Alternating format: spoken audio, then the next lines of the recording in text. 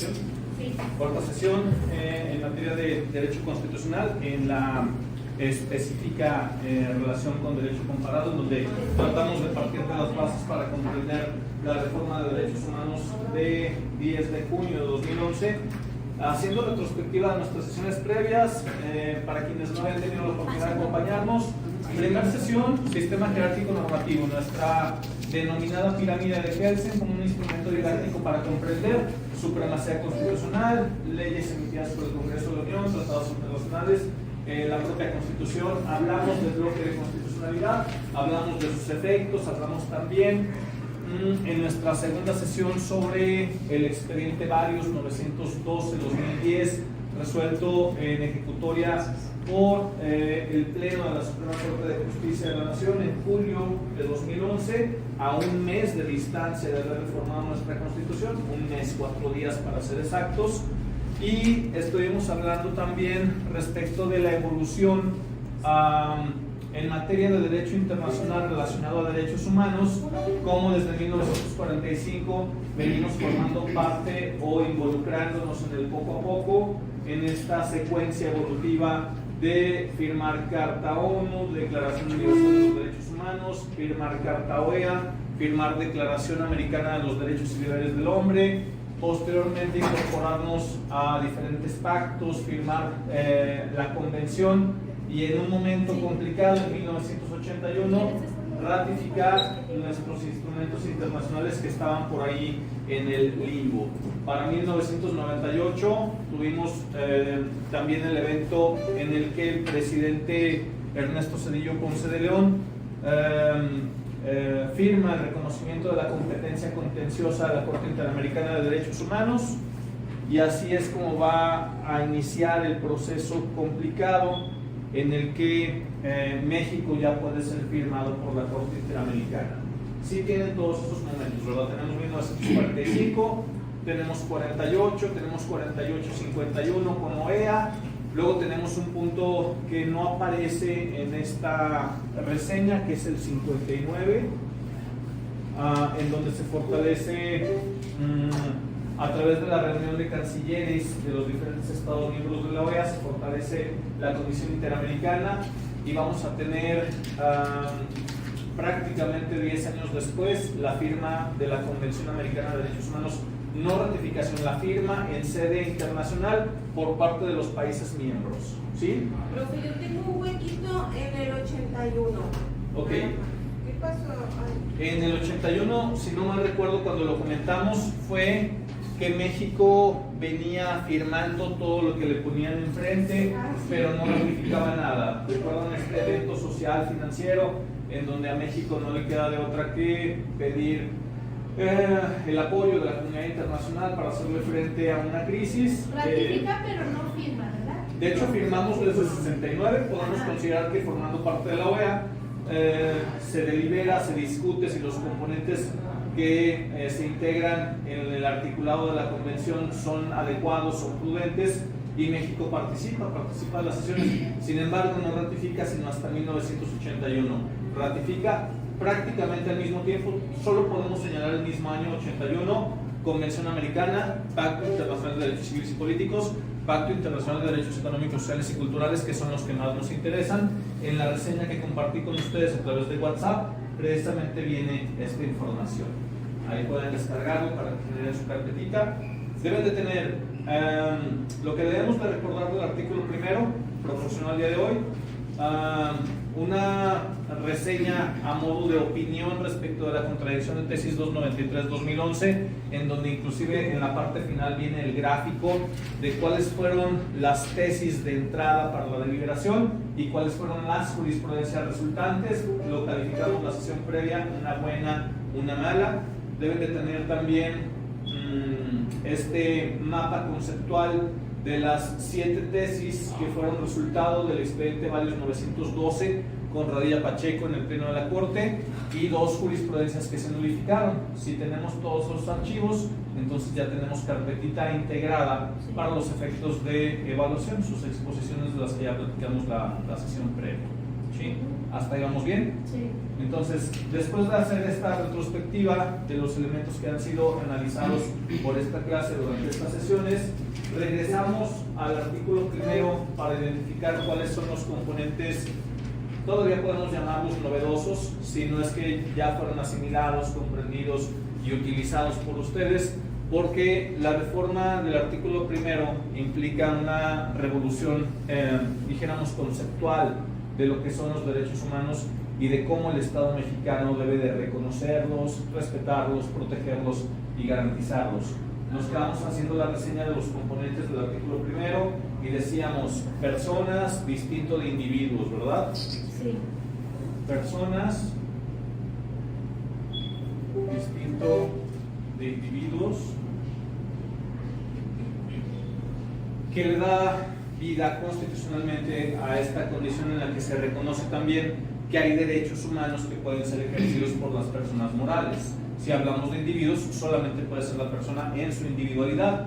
A partir de este punto, la interpretación de los altos tribunales va a ser en el sentido de que las personas morales sí gozan de ciertos derechos humanos, no todos, como las personas físicas, pero hay algunos que sí pueden materializar. En sentido contrario, vamos a encontrar que la Corte Interamericana ha sostenido lo contrario. La Corte Interamericana, cuando las personas morales han tratado de acudir a ella para que se diriman controversias de esta naturaleza a las personas morales frente al Estado en cualquiera de sus representaciones, la Corte ha sostenido que las personas morales, que la Convención no está creada para el ejercicio de derechos de personas morales, solo las personas físicas, ¿sí? Contrario, pues ahí tenemos un elemento quizá más enriquecido en el sistema nacional que en el sistema convencional, ¿sí? Entonces, personas contra individuos, no tenemos duda, ¿verdad? Un concepto novedoso que desplaza a otro. Dejamos garantías individuales en el pasado, derivado de la desaparición de este concepto. Entonces, vamos a tener ahora derechos humanos distinto de garantías individuales. Derechos humanos con tres componentes esenciales, que sería, quizá partiendo de lo más elemental, están positivizados. Tenemos que localizarlos descritos en algún cuerpo, en el cuerpo constitucional o en el cuerpo convencional. Los tratadistas sostienen que esta configuración del bloque de constitucionalidad en donde los derechos humanos pueden ser de fuente constitucional o convencional implica voltear a ver toda la Constitución, tanto su parte orgánica como su parte dogmática, pero además tomar en consideración que los derechos humanos de fuente convencional pueden provenir de algo así como, hay quien sostiene que son cerca de 212 tratados que están ahí, que al menos no todos los tratados son de derechos humanos, pero pueden contener algún derecho humano que puede enunciarse como una prerrogativa, invocándose a manera de suplencia. Si la Constitución no lo prevé, este instrumento sí lo prevé.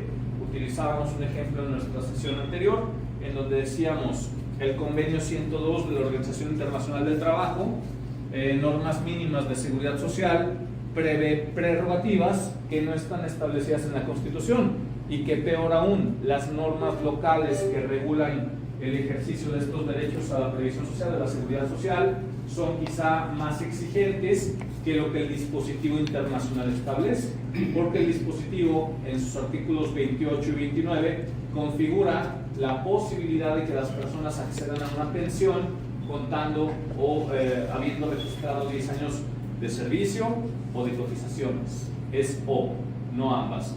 Y la ley local, en el caso de Aguascalientes, prevé 15 años de servicio y 15 años de cotización.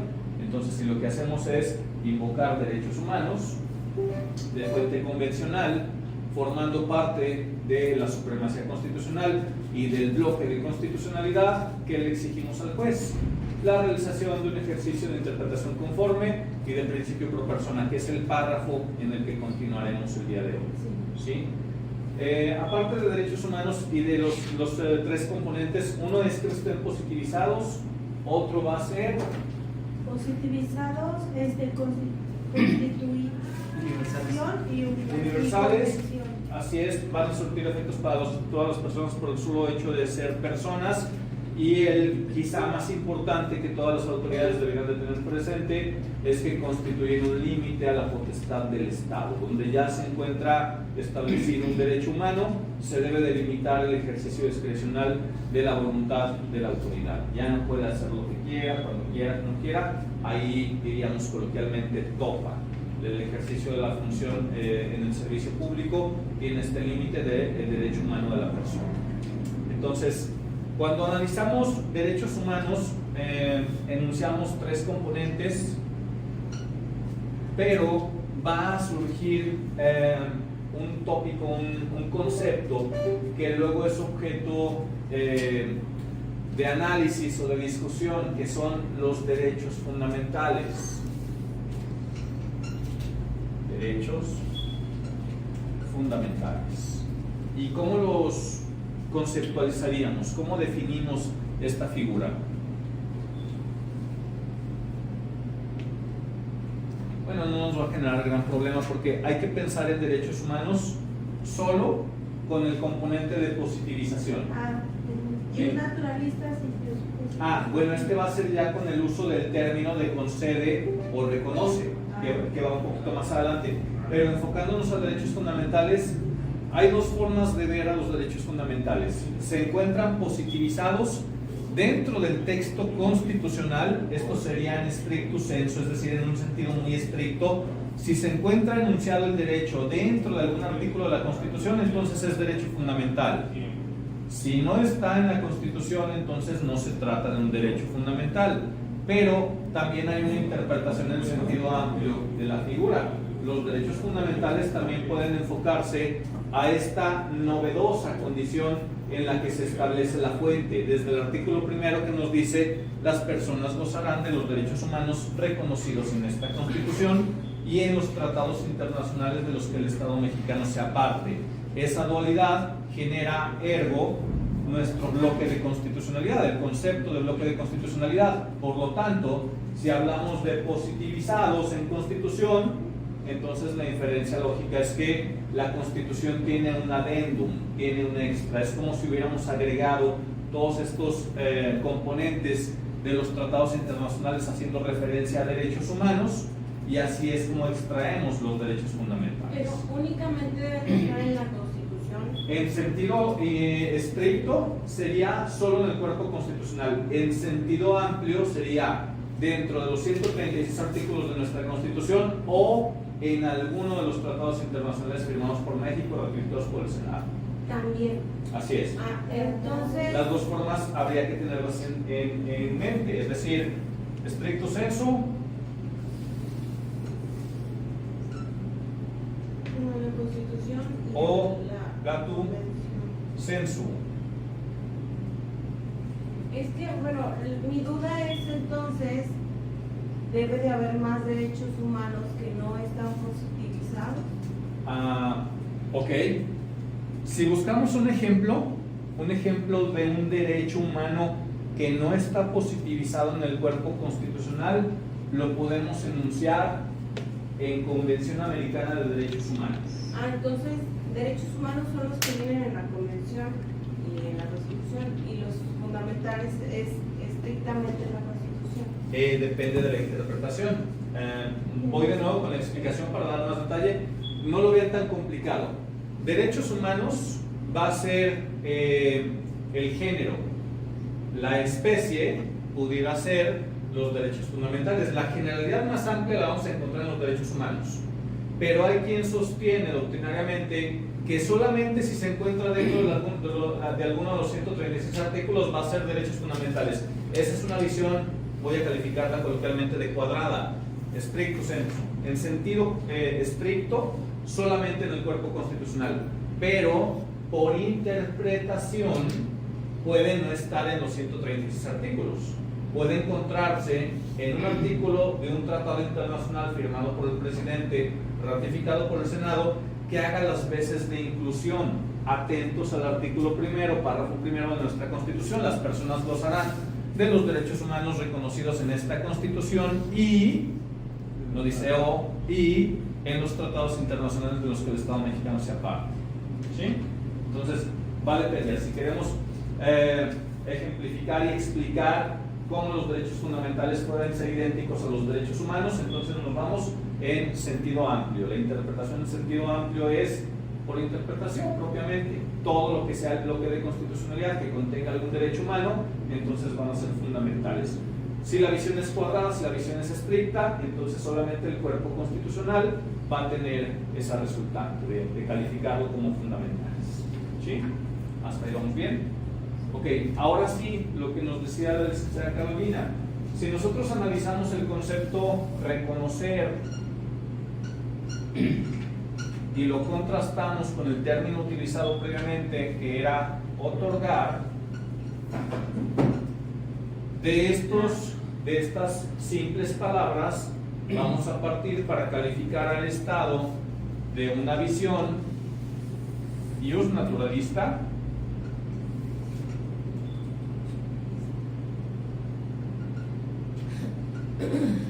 o ius positivista. Ya saben, en la visión ius positivista muy kelseniana, si el Estado no existe, las personas no tienen derechos. ¿Por qué razón? Porque entonces, ¿quién va a velar por sus derechos? Se necesita primero que el Estado nazca, se estructure funcionalmente, se organice y termine reconociendo u otorgando derechos. Si no hay Estado, no hay derechos.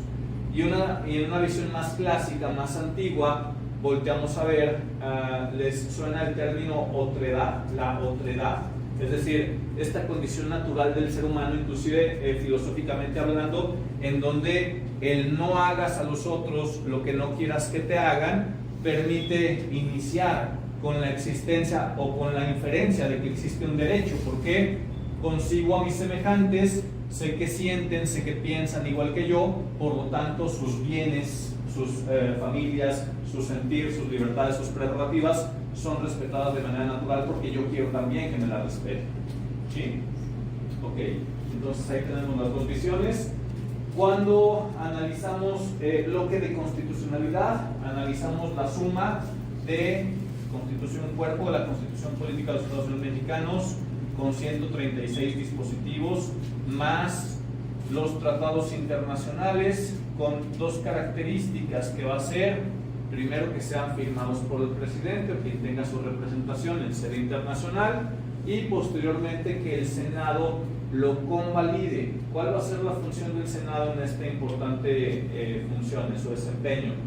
Finalmente, si analizamos lo acontecido en 1981, para que la Convención Americana de Derechos Humanos surtiera efectos en territorio nacional, se requirió que el Senado trabajara, yo creo que como nunca en la historia, a deshoras de la noche, sin que se tratara del presupuesto de ingresos y egresos para el año entrante, y su labor era comparar, identificar en un ejercicio de congruencia y correspondencia el texto de la Convención confrontado al texto constitucional. Llegan a algunas conclusiones, por ejemplo, el artículo 23, identificamos 23 de Convención Americana, la temática. La analogía sería nuestro 35 de Constitución, los derechos de ciudadanía, votar y ser votado. El 23 de Convención Americana nos va a indicar que las personas tienen derecho a participar en los ejercicios democráticos, obviamente para ser votado o para participar con el voto activo, sufragar, voto pasivo, ser objeto de votación, y México realiza la reserva, dice no. ¿Por qué? Porque en nuestra historia aquellos acontecimientos de las leyes de Juárez, la Constitución del 57 y luego la evolución en los años 20 del siglo pasado, en donde el movimiento cristero genera un estigma, dijéramos, político frente al clero, nos lleva a modificar la Constitución para impedirles a ellos que puedan votar y que puedan ser votados. Y pasan muchos años para que les regresemos el voto activo, pero el pasivo jamás lo regresamos. Hasta este momento, si analizamos el artículo 130 de nuestra Constitución, vamos a encontrarlo como una restricción constitucional para las personas que sean ministros de culto, que no pueden ser objeto de votación, es decir, no pueden ser candidatos de elección popular. Ahí tenemos entonces que tenemos constitución frente al tratado. El Senado, analizándolo, ¿qué hace con el artículo 23? Lo reserva y dice: nosotros no podemos firmar la convención así, porque entonces estaríamos modificando este dispositivo del 130 constitucional. Por lo tanto, este pequeño fragmento, esta pequeña porción normativa, la reservo, solicito que se me autorice a realizar la reserva. Los países miembros firmantes dicen: no hay problema, está bien, las condiciones propias de este país le impiden cumplir con esta prerrogativa solamente respecto de estas personas. El resto de los individuos sí pueden ejercer el derecho a votar y ser votado. Y tantos años, profe, con esa restricción y nadie la ha peleado, o sea, son tan pasivos estos religiosos. Y yo preguntaría, ¿de veras resultaría atractivo para alguien que está orquestado dentro del sistema de la organización católica en México ser votado? ¿No es más fácil encontrarse en esta condición en donde quién me va a auditar cuánto recibo de limosnas? Hasta de los mismos, ¿cómo les llaman los pastores de las iglesias cristianas, por ejemplo? O sea, todo lo reciben y personas. hay gente que así como de que Son muy Sí. políticos, o sea, ellos bueno, te ayudan a ganar una elección o perder. Sí, claro. O sea, equilibran la balanza. O la desequilibran. El mero día de las elecciones. Sí, y yo porque digo, no deja de haber misa. pero sí, o sea, me surge esa duda, o sea, Sí. y nadie se ha interesado. Hasta donde yo sé, no ha sido impugnada la norma, es una restricción constitucional. No existe forma de combatirla si no fuese fuera de sede nacional, y para acudir fuera de sede nacional habría que impugnarla primero en lo nacional. Recordemos que uno de los requisitos para acudir, por ejemplo, a Comisión Interamericana de Derechos Humanos, que sea viable, mi pretensión es demostrar que acudí a los recursos internos legales por medio de los cuales yo hubiese podido combatir esta transgresión, esta limitación injustificada de mi derecho. Así ocurrió, a modo de analogía, el caso Jorge Castañeda Gutman, el segundo caso que llegó a la Corte Interamericana de Derechos Humanos respecto del Estado mexicano, y lo que hace él es primero acudir en juicio de amparo, aún y a pesar de que la acción estaba vedada para cuestiones electorales, pero lo que hace estratégicamente es agotarla para después elevarlo en otro tipo de recursos, en otro tipo de incidentes, y poder llegar a la Corte demostrando que sí acudió en sede nacional a tratar de alcanzar la justicia y no fue posible. ¿Sí? En este caso que nos plantea, quizá quien pretendiera alcanzar ese derecho que no fuese limitado respecto del resto de las personas, tendría primero que acudir a sede nacional y después pasar a Comisión Interamericana y luego a Corte Interamericana para que se respetara. Pero me parece que el rol que juegan es bastante cómodo en la actualidad, entonces eso lleva a que no existan ese tipo de pretensiones. Hablo de la generalidad, ¿no? Siempre puede haber, dicen coloquialmente, un garbanzo a la libra, alguien que diga no, pero va a ser más sencillo esto, total. Si alguien quiere acceder a estas prerrogativas, al ejercicio de estas libertades, sencillamente hace su campaña durante 3, 5, 6 años en el púlpito, renuncia, y ahora sí, después de un año ya puede ser candidato a la elección popular. No va a perder su popularidad en un año. ¿Sí? Y ellos no tienen, por decir, una licencia que digan, la voy a suspender por 6 años. De hecho, yo pensaría en esto. Digo, el derecho canónico puede ser muy especializado, pero yo pensaría en esto. La persona por alguna condición quiere dejar el ejercicio, a lo mejor hasta por cuestiones de salud. Entonces se retira, hace su registro ante Secretaría de Gobernación, en donde ya no va a ser ministro de culto, sin señalar temporalidad, rebasa el año, y después de rebasado el año recupera sus derechos de ciudadanía naturales, igual que el resto de la población. Va a la candidatura, participa, Si le va bien se queda, si no, pues regresa a ser ministro del culto. No hay restricción para volver a ejercer este tipo de funciones. Entonces, Bueno, sí hay uno. Si te casas, tengas hijos, pues. depende en qué iglesia. Ajá. Depende en qué Pues, iglesia. en sí tenemos un profesor aquí que era padre, ¿verdad? ¿Quién? Quémelo. No, Pues dice, tenemos. no se renunció porque pues el ¿Aquí corazón en la- manda aquí en la universidad. O sea, pero nunca nos dio, ¿verdad? No es licenciado, da el nivel licenciatura. Ah, O sea, se enamoró y dice, ahí la vemos. Bueno, es muy válido si recordamos los postulados de Martín Lutero cuando impulsa la reforma. Hay algunas premisas muy válidas que pasan a la historia. Esto ya es historia, esto ya no tiene que ver con, pero es un paréntesis. Cuando él, después de la dieta de Worms, de esta confrontación con el Papa, en el que podríamos decir coloquialmente le dieron 3 para correr, se va a un retiro y lo que hace es traducir la Biblia a búlgara. Él era alemán, la traduce primero al alemán, si no mal recuerdo, después a otros idiomas, pero esto estaba prohibido. ¿Por qué?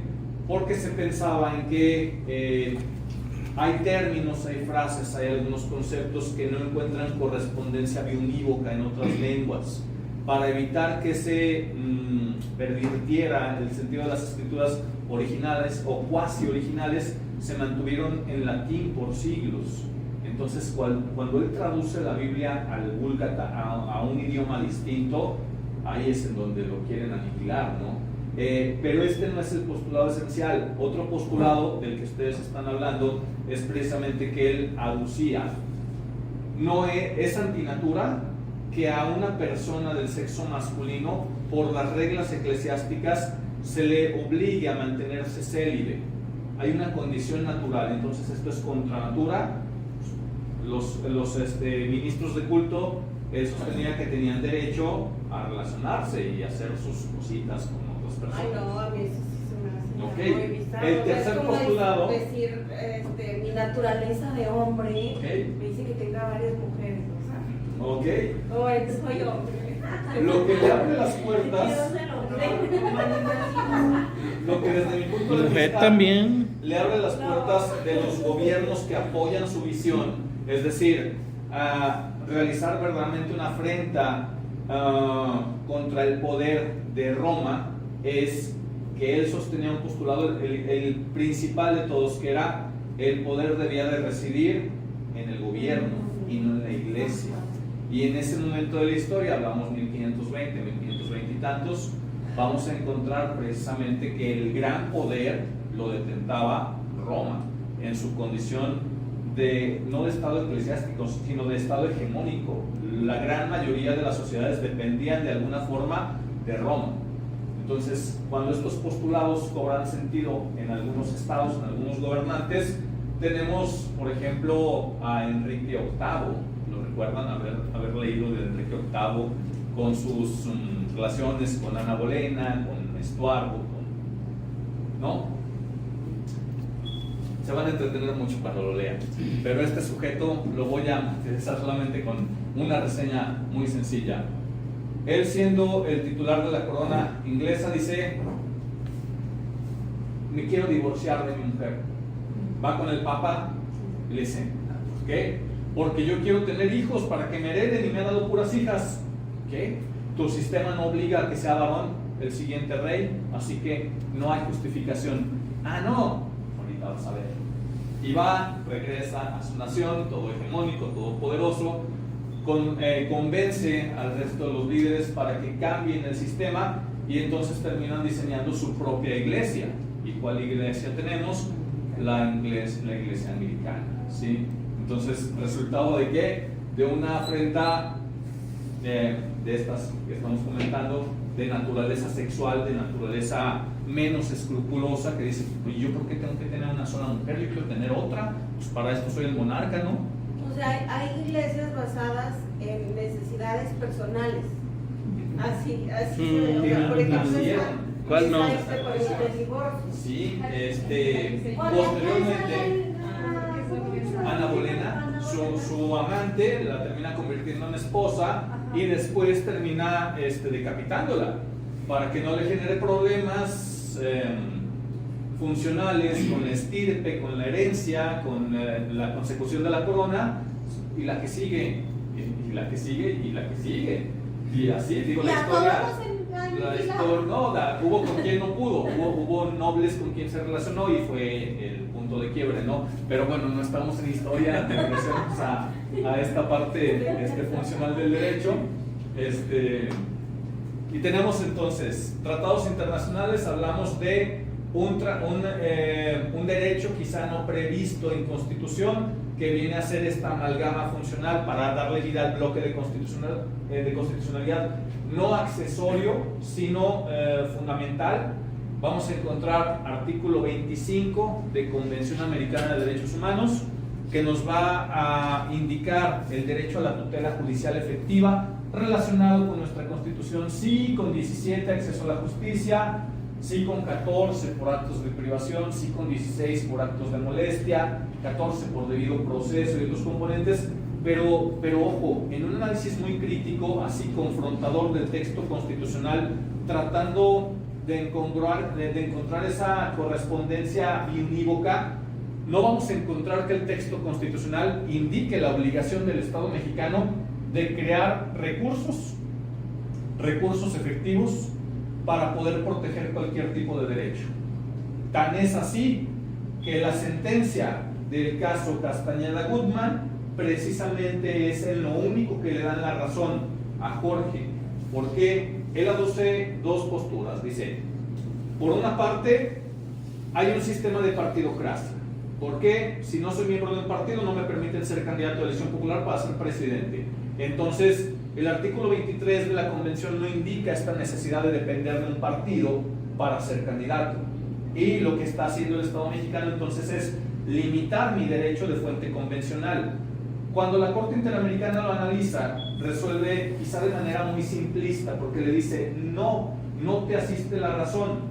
Si bien es cierto que los partidos no son indispensables para un sistema democrático, si no existieran los partidos pudiera haber 50 millones de candidatos, lo cual haría el ejercicio democrático inaccesible, imposible de ejecutar. Pero, por otra parte, lo que sostienes respecto de que en México no hay posibilidades de combatir esta excepción, esta imposibilidad de acceder a esta candidatura, es cierto, porque tratándose de un tema electoral, el amparo no es posible y los medios de control que existen de carácter electoral no lo prevén, porque tienes que tener legitimidad, ¿sí? Vamos a tener esa necesidad de que sea un partido quien ejerza la acción y no una persona. Por lo tanto, le dan la razón en esta parte, en esta específica pretensión de que el recurso efectivo exista.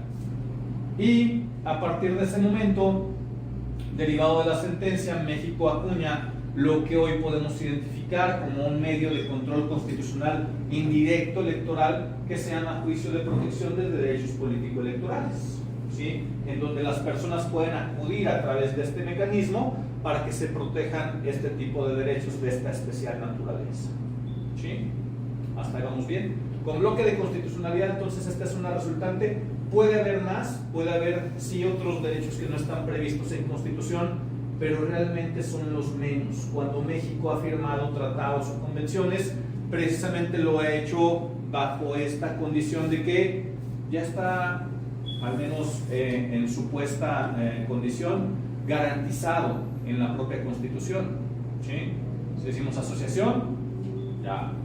Libertad de culto, ya. Pensamiento, ya. Expresión, ya. Difusión de las ideas, también. Entonces, el derecho que le pongan enfrente va a ser muy difícil que no esté ya previsto en el propio componente de la Constitución. De hecho, podemos sostener lo contrario. México, en lo que pudiéramos calificar como un diálogo jurisprudencial, ha ido abrevando de Convención Americana y de otros instrumentos para enriquecer nuestra Constitución. Si no me lo creen, díganme cuándo nació presunción de inocencia constitucionalmente hablando.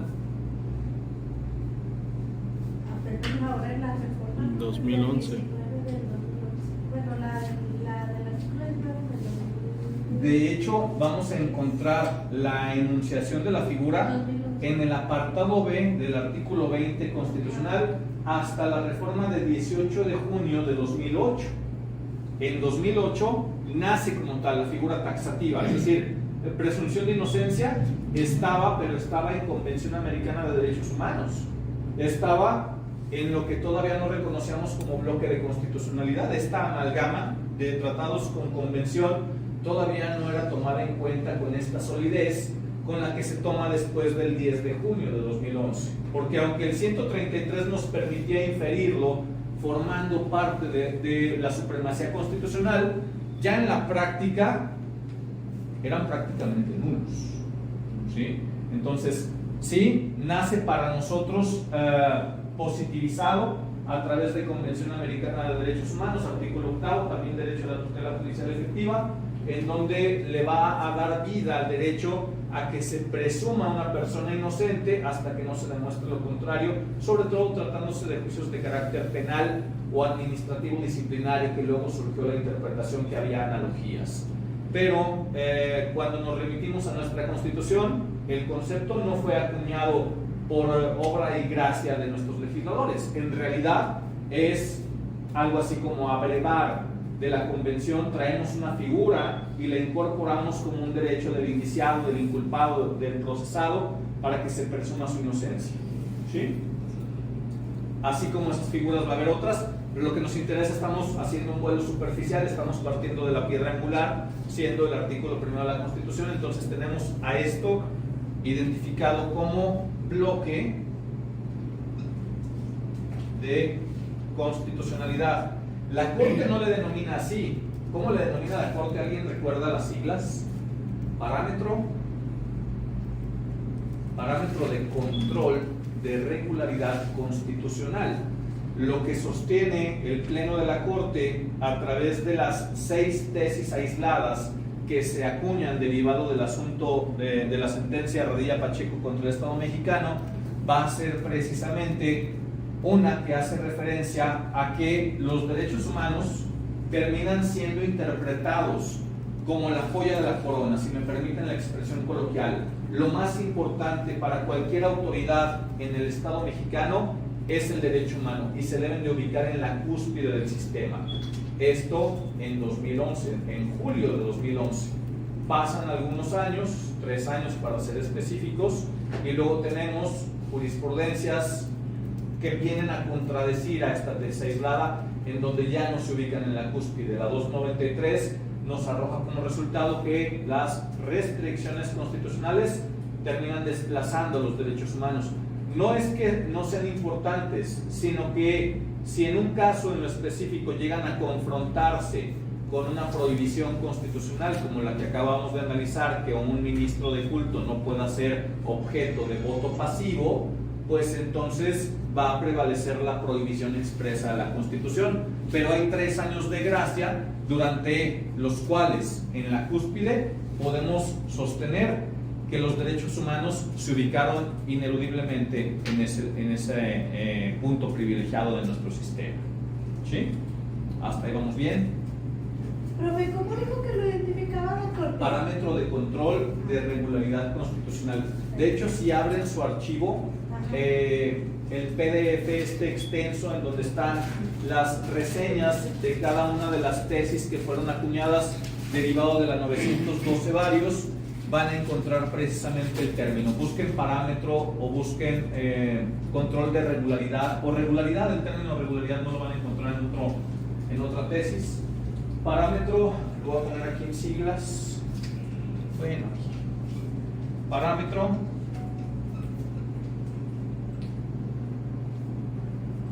de control de regularidad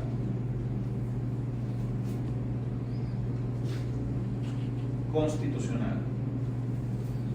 Y este parámetro de control de regularidad constitucional entonces es el ejercicio obligado de todas las autoridades del Estado mexicano, en donde en aras de promover, respetar, proteger y garantizar los derechos humanos, las autoridades van a tener que desplegar actividades y van a estar obligados a realizar también la interpretación conforme y el ejercicio pro persona, ¿sí? Que siguen en nuestro segundo párrafo. Nada más me falta enunciar el último componente, que ya lo hemos analizado. De hecho, esta es la tercera sesión en la que lo enunciamos, que es la cláusula de exclusión entre autoridades constituidas y el constituyente. Creo que ese ya fue analizado en suficiencia. El constituyente crea la Constitución, la autoridad constituida nace con la Constitución y va a estar limitada en facultades. No puede cambiar la forma de gobierno, no puede sacarse de la manga nuevas restricciones, modulaciones o suspensiones a derechos humanos que no encuentren sustento de la lectura del propio texto constitucional. ¿Sí? Analizamos un caso Aguascalientes. ¿Sí? No le hace que tenga que ver con legisladores. Acabó. Es hace como 25, no, hace 15 años. No, pero 14, algo así como 13, 14 años ocurrió este evento. Bueno, resulta que para el año 2010, quienes sean originarios de aquí o estén avecindados más allá de ese momento, van a recordar que el tema de seguridad pública era un tema muy álgido, muy complejo. La ejecución de policías, el crimen organizado, secuestros, levantones, era un clima insostenible que no se había vivido con anterioridad. Entonces, nuestros legisladores, nuestros representantes, puestos de acuerdo, los 27 no lo puedo sostener, pero al menos sí 23 votos, según yo, si no mal recuerdo, corríjanme si el dato, con 23 votos pasó esa propuesta. Los de oposición ya saben, en contra de todo y a favor de nada siempre, pero en ese caso creo que les puedo dar la razón. Dicen los legisladores, a ver, se reformó la Constitución 18 de junio de 2008, se creó la figura del arraigo y estamos frente a una condición inusitada. ¿Por qué no arraigamos a las personas que están siendo objeto de investigación para que la entonces Procuraduría, todavía no la Fiscalía, tenga la capacidad de realizar investigaciones más sólidas durante los 40 días que duró el arraigo, más quizá otros 40? Al cabo, para eso somos la Cámara de Diputados local, ¿no? Podemos legislar lo que nosotros queramos. Ok, hacen su votación, pasa, se modifican las normas de carácter procedimental penal, se crea el arraigo local y no señala que sea por delincuencia organizada. De hecho, la reforma de 18 de junio de 2008, en este ejercicio de desarrollo de una política criminal suficientemente prometedora de esa administración federal, es decir, me parece que ha sido la única administración que en materia de política criminal sabía lo que hacía. Si no me creen, abran la reforma constitucional 18 de junio de 2008 y encuentren estas figuras: arraigo, prisión preventiva oficiosa, extinción de dominio y delincuencia organizada. Obviamente vamos a tener arraigo vinculado a delincuencia organizada, ¿sí? Cuando nosotros analizamos el contenido, nos damos cuenta de que verdaderamente el Estado está operando lo que Gunther Jacobs denomina el derecho penal del enemigo. A estas personas hay que tratarlas de manera distinta que al resto de los gobernados por el peligro que implican. Hay que utilizar la capacidad que tenemos como Estado, aun y a pesar de que esto pueda ser calificado de desproporcional. Cuando el Estado de Aguascalientes, la legislatura, realiza esta reforma, no pasa mucho tiempo para que, en ejercicio de las facultades, la Comisión Nacional de Derechos Humanos lleve el asunto ante el Pleno de la Corte. ¿A través de qué medio? ¿A través de qué figura?